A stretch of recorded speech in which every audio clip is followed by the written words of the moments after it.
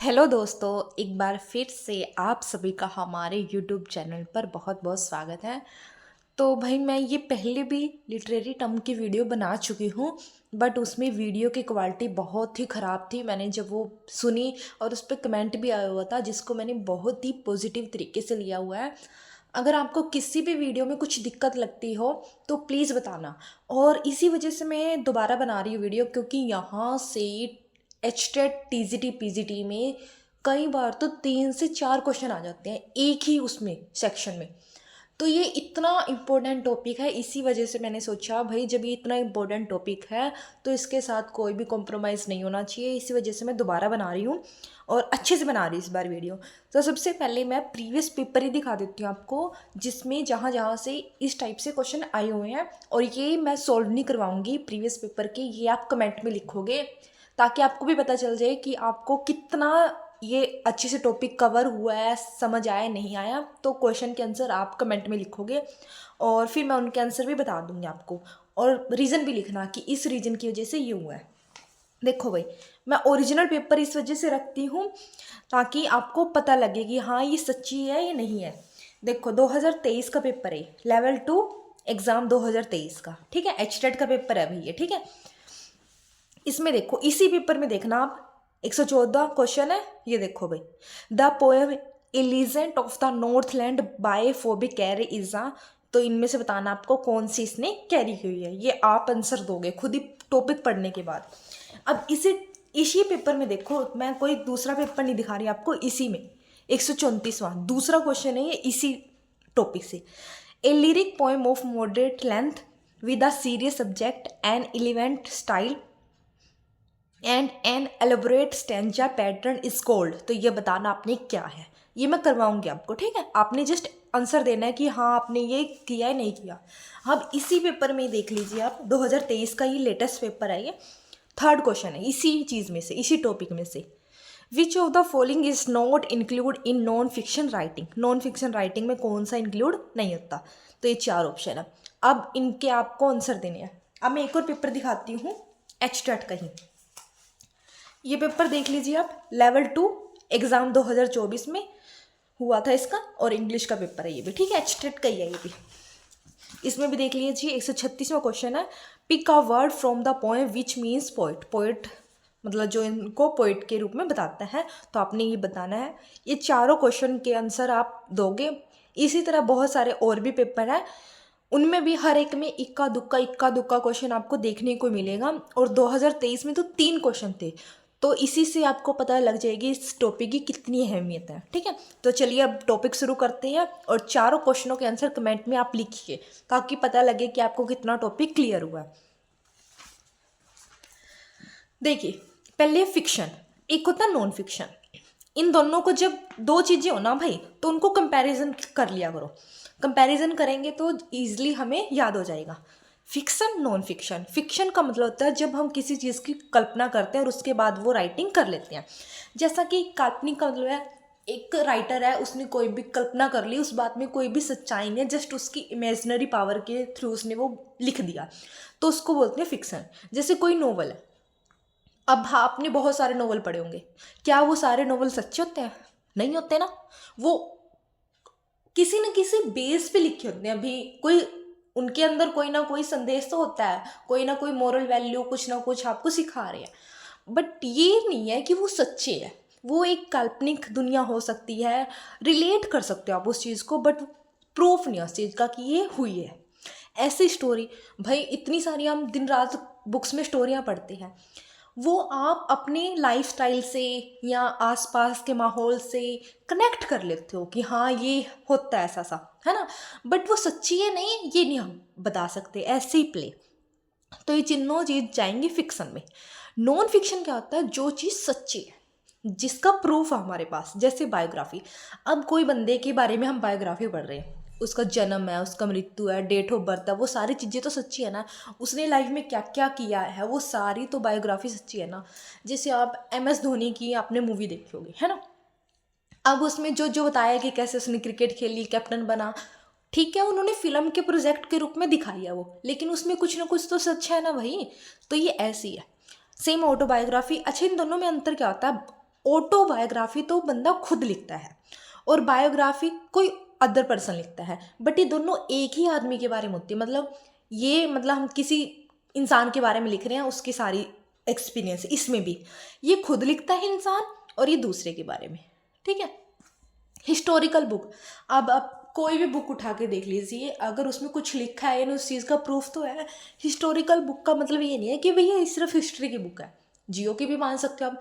अब ज्योग्राफी की बुक में आपको जितनी भी डिटेल दी हुई है उसमें कुछ ना कुछ तो सच है ना। तो ये ऐसी होगी न्यूज़। अब न्यूज़ में ठीक है भाई, जोड़ के मसाले लगा के वो थोड़ी सी एक्स्ट्रा बता देते हैं न्यूज़ है, बट उसमें कुछ ना कुछ ऑथेंटिसिटी तो होगी ना। तो वही है, जो चीज़ सच होंगी वो नॉन फिक्शन में जाएंगे, फिक्शन यानी काल्पनिक, ठीक है। अब ये 4 वर्ड्स हैं, इनमें से घुमा फिरा के एक वर्ड आ जाता है, जैसे बार्ड्स, म्यान, जूनो, साइकी। पहले हम इन तीनों को देख लेते हैं, म्यान, जूनो, साइकी। इन तीनों का मतलब होता है कोई ना कोई देवी देवता से रिलेटेड। दोनों का, सॉरी, जीनो का और साइकी का, इन दोनों का मतलब है कोई ना कोई देवी देवता से। लेकिन ये रोमन देवी है यानी रोम की देवी है और एक ग्रीक देवी है। आपको ये सीधे याद करने पड़ेंगे, ये याद करने की है। जो चीज़ याद करने की वो याद करनी है, जो आपको समझने की वो समझने की है। तो इनमें कोई समझने वाला है नहीं, ये आपको एज इट इज़ याद करने हैं। ये रोमन देवी है भाई, ये साइकी ग्रीक देवी है। बार्ड्स क्या होता है, जैसे कई जगह ना पोइट को बार्ड्स लिख देते हैं, तो बस ये सीधा ही है कि कई जगह आपको मिलेगा कि पोइट्स किस चीज़ को रेफर करता है। जैसे आपने देखे होंगे कईयों के पेन नाम भी होते हैं ना, उसमें देखते हैं ना लिटरेचर में कि इस कवि का क्या पेन नेम है, इसने कौन सी फिगर ऑफ स्पीच यूज़ की है, उसका कुछ ना कुछ पैटर्न होता है फिक्स, है ना। जैसे ओडी किसने लिखी है ज़्यादातर, तो वो ऐसे ही प्रसिद्ध हो जाते हैं उसी चक्कर में। तो ये पोइट भी कई जगह है, पोइट की जगह बार्ड्स वर्ड यूज़ करते हैं। यान मीन्स किसी पीपल का बिहेवियर। जब हम किसी इंसान का बिहेवियर बता रहे हैं कि ये ऐसा है, ये पर्सन रूड है, ये सीरियस है, ये हम्बल है, जहाँ भी आपको ये लाइन दिख जाए कि ये पोइट के बिहेवियर को प्रेजेंट कर रही है, तो उसके हम उस ऑप्शन में क्या लगाएंगे, म्यान, यानी ये इसकी प्रेजेंट कर रही है पर्सनैलिटी को। सटायर, सटायर का मतलब आज सबको पता होगा, आलोचना, किसी की भी आलोचना करनी, ठीक है। लिटरेचर में आपने अलेक्जेंडर पोप का नाम सुना होगा, बहुत सारी इसकी है स्टोरी। जैसे फेमस स्टोरी बताऊँ, द रेप ऑफ लोग, है ना। वो एक हास्य मजाक की भी है स्टोरी और उसमें कुछ ना कुछ टायर भी किया हुआ है। तो जब हम किसी की आलोचना कर रहे हैं किसी चीज़ में, तो वो होते हैं स्टायर। तो ये मेनली ऐसे पूछेंगे कि स्टायर क्या होती है, आलोचना कर रहे हैं जिस स्टोरी में, या फिर भाई ये शुरू किसने करी थी, कौन सा पोएट था, कौन सा राइटर था जो मेनली इन चीज़ों पे लिखता था। तो जॉर्ज ऑरवेल और अलेक्जेंडर पोप। इलीजी, ये बहुत बार आपको मिलेगा। इलीजी कहीं ना कहीं आपको ये दिखने को मिल जाएगा अगर आप इंग्लिश के स्टूडेंट हो और इंग्लिश का कोई ना कोई सब्जेक्टिव आप पेपर दे रहे हो, बहुत जगह मिलेगा।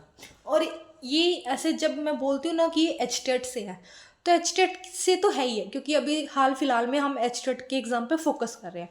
इसके अलावा अगर आप कोई भी एग्ज़ाम दे रहे हो जहाँ पर इंग्लिश आपका एज अ सब्जेक्ट है, तो वहाँ ये आएंगी। इलीजी, इलीजी होता है गीत। अब वो जो सॉन्ग है, वो गीत है, वो हम कहाँ यूज़ करते हैं, बस ये याद रखना है। एक तो ये लैटिन वर्ड है जो एलिगोस से लिया गया है, फर्स्ट चीज़। ये एक तो डेथ सॉन्ग, मतलब कभी कई जगह जब कोई मर जाता है इंसान, तो हम ये सॉन्ग गाते हैं जिसको बोलते हैं इलीजी सॉन्ग। डेथ सॉन्ग या सैड सॉन्ग, ठीक है। लेमिटेशन यानी विलाप कर रहे हैं हम किसी चीज़ पे। माउरिंग, शोक गीत, म्यूजिस देवी। तो इन जगह पर ये इलीजी यूज़ की जाती है। मीन्स क्या है इसका, जब भी कोई दुख प्रकट करना हो, किसी की डेथ होगी, है ना, किसी को हमने माउरिंग करनी है, शोक पे, मतलब ये एक तरीके का डेथ सॉन्ग है। आपको बस ये याद रखना है। वर्ड कैसे आएंगे, ऐसे बोल देंगे कि डेथ सॉन्ग पे जो यूज़ होती है पोएट्रिक डिवाइस, उसका क्या नाम है, सैड सॉन्ग, मॉरिंग, लेमेंटेशन। मेन तो आपको ये 2 ज़्यादा वर्ड दिखेंगे, डेथ और लेमेंटेशन, ठीक है। शॉर्ट स्टोरी, अब शॉर्ट स्टोरी क्या होती है, आपको नाम से याद हो गया होगा कि छोटी है। जो जैसे नोवेल होते बहुत बड़े बड़े, आपने एमए में भी देखा होगा कि नोवेल कई बार तो 10-10, 20-20 पेज का हो जाता है, और स्टोरी सारे 4-5 पेज में भी ख़त्म हो जाती है। तो बस यही है, जो स्टोरी होती है ना, वो 1000 वर्ड से तो ज़्यादा होनी चाहिए और 20,000 से कम। अगर इस पैरामीटर को वो कर रही है तो यानी वो शॉर्ट स्टोरी में आती है।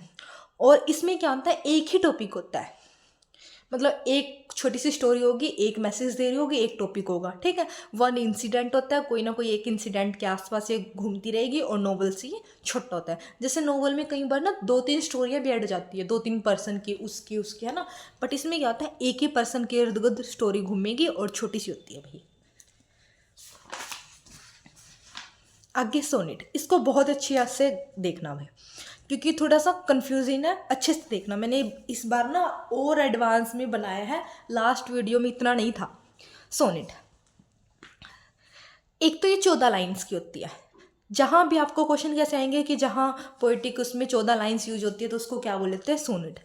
पैरामीटर क्या है इसका, आईएमबिक, IAMBIC, ठीक है, ये इसका पैरामीटर है। 14 लाइन की होगी और ये इसका पैरामीटर है। अब जो सोनेट है ना, वो 2 भागों में डिवाइड है। कौन कौन से, एक तो इटालियन, एक शेक्सपियर के टाइम का। इटालियन देख लेते हैं पहले तो, या तो इटालियन बोल देंगे इसको, या पेट्रार्ची बोल देंगे, या क्लासिकल बोल देंगे, यानी ये ओल्ड है। सोनेट की ओल्ड जनरेशन है, ये शेक्सपियर के टाइम की जनरेशन है। अब इसमें क्या था, सोनेट कैसे याद होती थी, मैंने बोला ना, होती तो ये 14 लाइन की होती थी, और ये इसका पैरामीटर था। अब इसमें क्या था कि एक 8 लाइन का पैराग्राफ होता था ऐसे, और फिर 6 लाइन का, और वो 8 और 6 कितनी होगी भाई, 14 होगी ना, तो 14 लाइन की ऐसी पोएम होती थी, 8 लाइन की, 6 लाइन की। अब जो 8 लाइन थी उसको क्या बोलते हैं, ऑक्टेव, और 6 लाइन की बोलते हैं सेक्सटेव, सेस्टेट, ठीक है, ऑक्टेव सेस्टेव। अब इसका पैरामीटर क्या होता था भाई, इसमें जैसे 8 लाइन है ना, फर्स्ट लाइन में ए, फिर बी, फिर जैसे बी ए, यानी ये लास्ट जो इसका अक्षर है वो इससे मैच करेगा, यानी 1/4 और 2 और 3, मतलब सेम वर्ड होंगे लास्ट वाले, सेम वर्ड, यानी प्रोनाउंसिएशन में भी हो सकते हैं वो आपको सेम दिखने भी हो सकते हैं। मोस्टली तो प्रोनाउंसिएशन नहीं, यानी राइम उनकी सेम होगी, यानी फर्स्ट जैसे ए है, फिर बी बी ए, ऐसे ही फिर दोबारा से 8 लाइन है ना, ए बी बी ए। आपको ये बहुत अच्छे से याद करने हैं कि 14 लाइन की होती है, इसका पैरामीटर क्या है, ऑक्टेव किसको कहते हैं, 8 लाइन होती है, 8 लाइन में क्या होता है, A B A B A B A B, ये पैटर्न होता है। 6 लाइन की कैसे होगी, या तो C D C, 3 line C D C ऐसे होगा, या फिर सी डी ई, ऐसा पैरामीटर मिलेगा आपको। ये भाई थोड़ा सा ना आप जब याद कर लोगे ना चीज़ों को, आपको इजी लगेंगे। एक बार कन्फ्यूजन होते हैं, जब मैंने फर्स्ट टाइम किया था मुझे भी बहुत कन्फ्यूजन हुआ था कि ये क्या है, बट जैसे जैसे आप अच्छे से करोगे, एग्जाम में क्वेश्चन लगाओगे, आपको इजी दिखेंगे, अलग ही दिखेंगे इनके पहचान। दोबारा से देख लेते हैं। सोनेट होती है, 14 लाइन होती है, ये इसका पैरामीटर है। इसको हमने 2 भागों में बांट दिया, एक तो इटालियन, एक शेक्सपियर के टाइम। इटालियन के टाइम में हम ये बहुत सारे नाम यूज़ कर लेते हैं। अब इसमें इन्होंने 2 भागों में यूज़ करते थे, या तो 8 लाइन और फिर 6 लाइन, ऐसे पैराग्राफ बनाते थे। जो फर्स्ट 8 लाइन थी उनका क्या पैरामीटर होता था, ए बी, और इनका सी डी सी या फिर सी डी ई, ये पैटर्न फॉलो करती थी। शेक्सपियर के टाइम क्या हुआ भाई, जैसे इसने तो 2 भागों में बांट दिया था ना, 14 लाइन की पोएमों को आगे 2 उसमें बांट दिया, एक 8 लाइन में, एक 6 लाइन में। इसने क्या किया, उन 14 लाइनों को 4 भागों में डिवाइड कर दिया। पूरी पोएम 14 की थी, उसको क्या कर दिया उन्होंने, 4 हिस्सों में। पहला हिस्सा था ए बी, दूसरा हिस्सा C D, A B C D, याद हो गया इतना। तीसरा हिस्सा ई एफ, और चौथे में double G, A B C D E F G. Total कितनी होगी, 4 × 12 और 2 14 लाइन। अब इसने क्या किया था, जो फर्स्ट 3 लाइन, आप देखो इनमें तो सेम पैटर्न हो रहा है ना, है ना, 4 है और ये 2 बार रिपीट हो रही है, तो इनको बोला है ना क्वार्टेंज। और एक लाइन है, इसको बोला है ना कपलेट।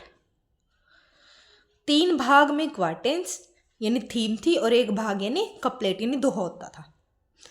3 भाग ये और 1 भाग ये। जैसे इन्होंने क्या किया था, 14 लाइन की पोएमों को 2 भाग में बांटा था, एक 8 की, एक 6 की। इनका पैटर्न ये था।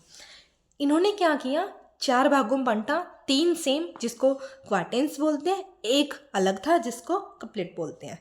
और शेक्सपियर की मेजर थीम क्या होती थी सोनेट की, वो होती थी लव। ये ऐसे क्वेश्चन आएंगे भी, उनकी थीम क्या होती थी मोस्टली, तो ये होती थी लव। आगे है ड्रामा।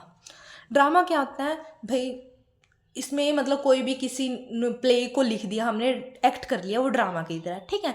वो आप इजली आप सबको पता है। इसमें मेन क्या आता है कि जो person who see the play, उसको क्या बोलते हैं, मतलब जो देखने वाला होता है, यानी आप जैसे किसी ड्रामा को देखने गए हो तो उसको क्या बोलते हैं। अब ऑडियंस, आप सबको पता है कि ऑडियंस है भाई, वो देखने गई है, लेकिन कई बार इसकी जगह यूज़ होता है स्पेक्टेटर्स। तो ये याद रखना आपको, ये तो आप सबको पता है, ये याद रखना है, ड्रामा के लिए स्पेसिफिक वर्ड है, देखने वालों के लिए, ऑडियंस के लिए। ऐसे पर्सन हु राइट प्ले, जिसने वो ड्रामा लिखा उसको क्या बोलते हैं, प्ले राइट। अब आप इसकी स्पेलिंग को देखो, राइटर की स्पेलिंग वैसे क्या होती है, WRITER, यही होते हैं ना। बट ऐसे होना चाहिए था ना प्ले राइटर, क्योंकि इन्होंने प्ले लिखा है, बट यहाँ पर ऐसे नहीं होता, प्ले राइट। ये स्पेलिंग बहुत बार आएगी, मिस स्पेल्ट में भी आ जाएगी आपको, और सीधे सीधे भी आ जाएगी कि क्या होते हैं, और उसमें आपको प्ले राइटर ये वाली स्पेलिंग पे मिलेगी, और ये आप एकदम से ये क्लिक कर दोगे, क्योंकि राइटर की स्पेलिंग हम यही पढ़ते आए हैं। तो राइटर की स्पेलिंग है यहाँ WRIGHT, ठीक है। आगे ओडी। अच्छा भाई, पहले ये देखो, ओडी मैंने कहा था ना कि ओडी जैसे हर एक, जितने भी हमारे राइटर हुए हैं, पोइट हुए, उनका एक थीम होता था कि हमने इस तरीके से कविता को डिज़ाइन करना है, वो पोइम को एक स्पेसिफिक तरीके से लिखते थे। तो ओडी जो होती थी ना, वो मोस्टली जॉन केट लिखते थे ज़्यादातर। और इसमें क्या होता है, चीज़ों को हम ग्लोरीफाई करते हैं। आप सबने पता है जॉन केट किस चीज़ पे लिखते थे, नेचर पे। मोस्टली उनकी जो थीम होती थी पोइट्री की, वो होती थी नेचर। वो किसी न किसी नेचर से रिलेटेड ही लिखते थे, और चीज़ों को इतना ग्लोरीफाई कर देते थे कि वो बहुत अच्छे से। और मोस्टली इनकी नेचर की पोएमों में कौन सा फिगर ऑफ स्पीच यूज़ होता था, पर्सोनिफिकेशन। जिसमें क्या होता है, जब आप नॉन लिविंग थिंग को लिविंग बना देते हो, मतलब वो पेड़ पौधे ऐसे दिखाएंगे कि ये आदमी की तरह काम करेंगे भाई, तो वो इतना ज़्यादा ग्लोरीफाई कर देते थे। और इनका एक फिक्स स्ट्रक्चर होता था, मतलब ये नहीं है कि आगे पीछे कर दिया, कुछ भी कर दिया, ये फिक्स्ड पैटर्न पे ही लिखते थे अपना। ग्लेड, ये क्या होता है भाई, जब हम कहानी को पोएम में बताते हैं, मतलब कि देखो, थी तो वो स्टोरी, बट हमारे कवि ने क्या कर दिया, अब उसको शॉर्ट में लिख दिया, पोइट के रूप में, पोएम के रूप में। जैसे कि आपने अपने घर में बहुत सारी कहानियाँ सुनी होंगी, है ना, कि ऐसे ऐसे था, ऐसे ऐसे था। बट जब कवि उस कहानी को शॉर्ट में पोएम के रूप में लिख देते हैं, उसको ही ब्लेड बोलते हैं। सीधा याद रखना है आपको, जब स्टोरी को हम कन्वर्ट कर लेते हैं एज अ पोएम में, और ये पीढ़ी दर चलती रहती है, मतलब चलेगी ये भाई, क्योंकि ये कहानी थी और आगे से आगे चल जाएगी। और ये कितनी लाइन की होती है, बस 4 लाइन की पोएम होती है, ज़्यादा नहीं होती, क्योंकि हमने पोएम के रूप में बताना, शॉर्ट में मैसेज देना है। और इसका पैटर्न क्या होगा, ABCD, ये पैटर्न पे उलझाएंगे, किसी का पैटर्न क्या है, किसी का कुछ है, तो इसका पैटर्न है ABCD, ठीक है। आगे लिरिक्स। लिरिक्स क्या होता है कि एकदम से हम किसी भी चीज़ को, जब फीलिंग को, अपने थॉट्स को एक्सप्रेस कर देते हैं, बस यही है भैया, एक्सप्रेस फीलिंग एंड थॉट्स। और ये डायनामिक यानी चेंज होती रहती है। आगे इरोनी या अरेोनी भी कह देते हैं भाई इसको। तो ये क्या है कि अपोजिट ऑफ एक्सपेक्टेशन, मतलब क्या है कि हम उस पोएम में सोच तो कुछ हो रहे थे, लेकिन उसका बिल्कुल ही अलग मतलब निकल आया, अपोजिट एक्सपेक्टेशन होगी। जैसे एग्जाम्पल में लिखा है मैंने, ए फायर स्टेशन बर्न्स डाउन, कि फायर स्टेशन जो था जल गया। अब आप सोचिए, फायर स्टेशन जल गया भाई, फायर स्टेशन का मतलब ही क्या होता है, जहाँ सारी चीज़ इंतजाम होगा आग से बुझने का, और वो ही जल गया, मतलब एक तरह के से बहुत ही अपोजिट चीज़ होगी। तो यहाँ पर क्या यूज़ हुआ, इरोनी। आगे पुन, ये क्या आता है, वर्ड विद डबल मीनिंग, कि मतलब डबल मीनिंग निकलेंगे उस बात के, उसको बोलते हैं पन, है। जैसे a bicycle can not stand alone because it is two tired, कि एक बाइसिकल जो है वो खड़ी नहीं हो सकती अलोन, अकेले, because it is two tired, वो बहुत ज़्यादा थक चुकी है। अब इस बात का ये मतलब है या कुछ और डबल मीनिंग निकल रहा है, आप सोचो, है ना, कमेंट में ज़रूर लिखना, फिर मैं इसका बताऊंगी। वर्ड्स विद डबल मीनिंग, जिसका डबल मीनिंग निकलता है, इस बात का क्या डबल मीनिंग निकल रहा है आप बताना, फिर मैं बताऊंगी नेक्स्ट वीडियो में पक्का। एनाफोरा, इसमें क्या होता है, शुरू में सेम वर्ड दिखेंगे आपको, जैसे हर पोएम दी होगी और वो पूछ लेंगे कि इसमें कौन सा यूज़ हुआ है। तो जैसे मैंने लिखा है, I want freedom, I want justice, कि मैं फ्रीडम चाहता हूँ, आई वांट जस्टिस, बात एक ही है, लेकिन इसमें क्या है, 2 बार ये शुरू में ही मिलेगा। अच्छा, इससे मिलता जुलता एक और है भाई, वो मैं फिगर ऑफ स्पीच करवाऊंगी ना तो बहुत अच्छे से करवाऊंगी, क्योंकि वहाँ से 5 से 7 क्वेश्चन आते हैं, वहाँ बहुत अच्छे से करने हैं। 3-4 टॉपिक है, जैसे कि लिटरेरी टर्म का हो गया, फिगर ऑफ स्पीच का हो गया, मैथड का हो गया। कल ऐसे ही मैं 15-20 मैथड भी आपको करवाऊंगी। तो ये 3 वीडियो देख लोगे ना, आपके 10 नंबर कहीं नहीं जाएंगे। I want freedom, I want justice, तो इन दोनों में क्या है, आई वॉन्ट जो है शुरू में सेम वर्ड है, तो इसको बोलते हैं एनाफोरा। ठीक है, ये फिगर ऑफ स्पीच में भी आ जाता है भाई। हक्कू, इसमें क्या है, ये एक जापानीज पोइट्री डिवाइस है, मतलब जापान में ज़्यादा यूज होती है ये। इट हैज़ 3 लाइन, 3 लाइन की पोएम होती है ये, जैसे हमने बहुत पढ़ी थी ना यहाँ। ये याद रखना कि ब्लेड कितनी लाइन की होती है, 4 लाइन की, ये 4 लाइन की होती है। सोनेट कितने लाइन की होती है, 14 लाइन की। और ये अभी आई हक्कू, हक्कू कितने लाइन की होती है, 3 लाइन्स की। और इसमें 17 टोटल साइलेबल, या आप ये बोल सकते हो कि टोटल 17 वर्ड होते हैं। अब देखो, लाइन 1, लाइन 2, लाइन 3, 3 लाइन की पोएम है। पहले में कितने वर्ड होंगे, 5, दूसरी में 7, तीसरी में फिर 5, तो टोटल कितने वर्ड हो गए, 17। लाइन कितनी है, 3, और वर्ड कितने, हमने बोला था ना कि 17 सिलेबस होते हैं, साइलेबल होते हैं। वर्ड लगा लो आप, पहले में कितने, 5, दूसरी में 7, तीसरी में फिर 5, तो ये 17 हो गए। और सिंपल लैंग्वेज होती है बस, और डीप मीनिंग निकलता है। आपने याद रखना है कि जापानीज पोइट्री है, 3 लाइन होती है, बस इतना ही याद रखना है, ज़्यादा इससे क्वेश्चन नहीं आते हैं। लिमरिक, इसमें क्या होता है, ये एक हंसी मजाक की पोएम है, जहाँ आपको ये दिखे कि बहुत अच्छी सी पोएम है, ह्यूमरस पोएम है, जोकिंग पोएम है, अच्छा सा मूड चेंज हो रहा है, तो ये लिमरिक है। ये कितने लाइन की है भाई, इसमें होती है 5 लाइन। अब इसने क्या कहा, लाइन 1, 2 और 5, 1, 2 और 5 तो लॉन्ग पोएम होती है, मतलब लॉन्ग होती है, थोड़ी लंबी मिलेंगी आपको। और लाइन 3 और 4 क्या मिलेंगी, शॉर्ट मिलेगी आपको। बस इतना ही रखना याद कि 5 लाइन की पोएम है, 1 to 5 लॉन्ग मिलेगी, 3, 4 शॉर्ट मिलेगी। और बिगिन्स, इसकी जो बिगिनिंग होती है इस प्रकार की पोएम की, वो देरवाज़ा। हर लाइन में अगर आपको शुरू में ये दिख जाए ना देरवाज़ा, फिर आगे लाइन दिखे, तो आप समझ जाना ये कौन सी वाली टाइप है। कॉमिक होती है, मैंने बताया ना, हंसी मजाक की होती है, नॉनसेंस की होती है, कोई मतलब ज़्यादा इसका कोई मैसेज नहीं निकलता, बस ये हंसी मजाक की होती है। ठीक है, और एडवर्ड लियर ने इसको पॉपुलर करा था। ये आ जाता है कि किस राइटर ने या किस पोइट ने इसका फेमस ज़्यादा यूज़ करा, जिसकी वजह से फेमस हो गई, तो एडवर्ड लियर ने इसका यूज़ किया था। तो ये थी भाई हमारी सोनेट वगैरह, मैंने सारे करवा दी हैं। अब इसमें से मैं मोस्टली बता देती हूँ आपको। फिक्सन, नॉन फिक्शन, ये बहुत अच्छे से याद रखनी है। इलीजी बहुत अच्छे से याद रखनी है। सोनेट बहुत अच्छे से याद रखना। ओडी और ब्लेड ये बहुत अच्छे से याद रखना। यहाँ से आपने इरोनी और पन बहुत अच्छे से याद रखना। एनाफोरा ये फिगर ऑफ स्पीच में भी आता है, दोनों जगह यूज होता है, इसको अच्छे से याद रखना। ये इतनी ज़्यादा नहीं आती भाई आपको, ठीक है। मैंने इंपॉर्टेंट्स भी बता दिए, बट आपको सारी करनी है, कोई ज़्यादा नहीं है, 10-15 ही है ये, ठीक है।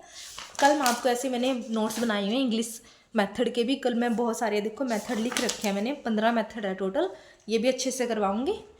तो बताइए भैया आपको वीडियो कैसी लगी है, और अगर वीडियो अच्छी लगी है तो प्लीज़ कमेंट में ज़रूर बताना भाई।